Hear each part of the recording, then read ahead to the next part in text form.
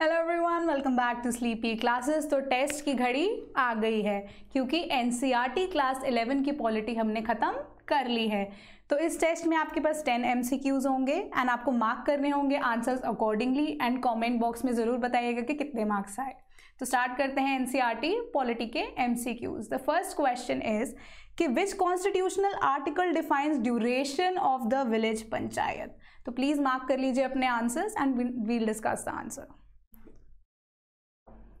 तो इसका आंसर है option number C, that is article 243E, जो डायरेक्टली ये बताता है कि 5 ईयर टर्म है हमारी विलेज पंचायत की। Second question is which of the following was the first non official attempt at the drafting of the Indian constitution. Options है constitution of India bill 1892, constitution of India bill 1893, constitution of India bill 1894 and constitution of India bill 1895। Please mark the answers. इसका correct answer है option number D, that is constitution of India bill 1895। Bal Gangadhar Tilak ji के ideas से inspire होकर एक self government को बनाने का जो है आइडिया दिया गया था और इसलिए इसे हम first non official attempt eight drafting the Indian constitution भी कहते हैं। बढ़ते हैं अगले क्वेश्चन की तरफ। That is Who among the following has the constitutional authority to make rules and regulations fixing the number of members of the UPSC? Please mark कर लीजिए अपने आंसर्स को।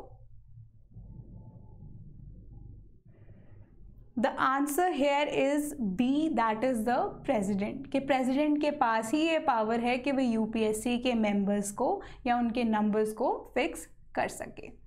The next question is which of the following terms is not included in a union of trinity by Dr. B.R. Ambedkar in his concluding speech in the Constituent Assembly? Options are liberty, equality, flexibility and fraternity. Please mark your answers accordingly. And इसका correct answer है option number C, that is flexibility, क्योंकि उन्होंने अपनी speech में ये कहा था कि लिबर्टी, इक्वालिटी और फ्रेटर्निटी ज़रूरी है डेमोक्रेसी को मेंटेन करने के लिए। अगर ये तीनों ही नहीं होंगे तो ये डेमोक्रेसी से एक तरह से हम डिवोर्स ले चुके हैं, ये चीज़ हो जाएगी। तो नेक्स्ट क्वेश्चन इज कि match the following. The first is works within the particular state in which recruited. Secondly, works in any central government official located either the national capital or elsewhere in the country. Third, works in the particular state to which allotted can be sent on deputation to the center. Fourth, works in an Indian mission abroad. Please इसको mark कर लीजिए, एक जो हमारे correct way में options दिए गए हैं, please mark accordingly.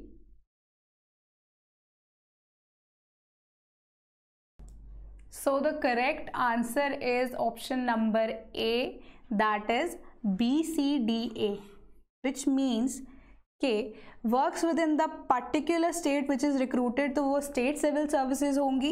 Works in any central government office located either at the national capital or elsewhere in the country, उसका ऑप्शन ऑल इंडिया सर्विसेज होगा। Works in a particular state to which allotted can also be sent deputation to the centre, option होगा central services. And fourth is works in Indian missions abroad, तो इसका answer होगा Indian foreign services. तो next question is which among the members of parliament are free to raise any matter which according to them is important during? The option is adjournment motion, second question hour, no confidence motion and D is 0 hour. So the correct answer here is 0 hour. 0 our हम कहते हैं constitution में originally नहीं था, ये adopt किया है हमारे पार्लियामेंट ने इम्पॉर्टेंट डिस्कशन के लिए। एंड हाफ एन आवर या फिर 1 आवर पहले जो है हमें इन्फॉर्म करना होता है, जिस भी लीडर को पूछने होते हैं क्वेश्चंस तो हमारे स्पीकर को, तो वो अलाउ भी कर सकते हैं या डिसमिस भी कर सकते हैं इस क्वेश्चन को। और ये इम्पॉर्टेंट क्वेश्चन होता है relating to the prevalent situation in the country और abroad which needs to be discussed in the parliament. So the next question is in Golaknath versus the state of Punjab case, the Supreme Court was led by the Chief Justice. First is Subba Rao, second R.S. Pathak, third is J.S. Verma, fourth is R.C. Lahoti. So the correct answer is Subbarao. इन्होंने ये कहा था कि fundamental rights को हम amend नहीं कर सकते, बेसिक स्ट्रक्चर वहीं का वहीं रहना चाहिए। और केशवानंदा भारती केस का इन्होंने रेफरेंस दिया था कि कुछ कुछ जो पार्ट्स हैं वो अमेंड हो सकते हैं, बट हम बेसिक स्ट्रक्चर को अमेंड नहीं कर सकते। सो the next question is the position of the Indian president is, first is like the American president, second like the British monarch, third like the Pakistan president, fourth like the prime minister of China. So इसका correct answer है option number B, like the British monarch. वो इसलिए क्योंकि like the monarch of British जो हमारे president हैं वो एक टिटुलर हेड हैं, यानी कि वो सिर्फ एक टाइटल के लिए ही काम करते हैं, या एक टाइटल या जितने भी काम हैं वो एक्चुअली में हमारे prime minister with the help of his council of ministers करते हैं in the name of president of India. But actually में उनके पास as such power as compare to prime minister उतनी नहीं है। उनका जो काम है सिर्फ एक टाइटल को होल्ड करना ही है, which is similar to that of monarch of Britain. So the next question is which of the following fundamental right of Indian Constitution has been reinterpreted recently? So the options are right against communalism, second right to titles, third right against exploitation, and fourth right to life. तो इसका answer है option number D, that is right to life. And इस article को हम कह सकते हैं कि सबसे ज़्यादा ही इंटरप्रेट किया गया है। एंड रिसेंटली जजमेंट में सुप्रीम कोर्ट द्वारा ये कहा गया कि रोटी कपड़ा मकान जो है बेसिक नेसेसिटीज़ हैं एक इंसान की, एक इंडिविजुअल की, and it is included under article 21 as right to life के under. So next question is कि Indian constitution was amended several times in the history of independent India.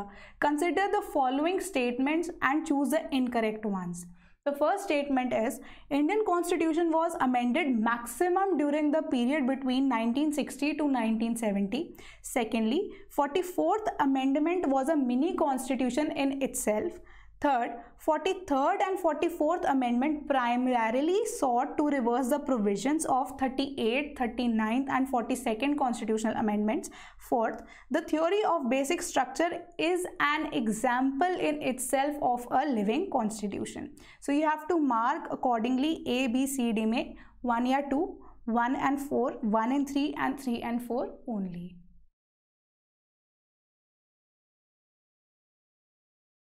So the answer to this is option number A, that is 1 and 2. तो इसमें incorrect statement जो है that is option number 1 and 2 only, क्योंकि maximum constitutional amendments जो है वो 1970 से 1980s के बीच में आई है। एंड सेकेंडली जो 44th नहीं 42nd कॉन्स्टिट्यूशनल अमेंडमेंट को हम मिनी कॉन्स्टिट्यूशन ऑफ इंडिया कहते हैं। एंड इसी के साथ हम ख़त्म कर रहे हैं अपना आज का टेस्ट हम।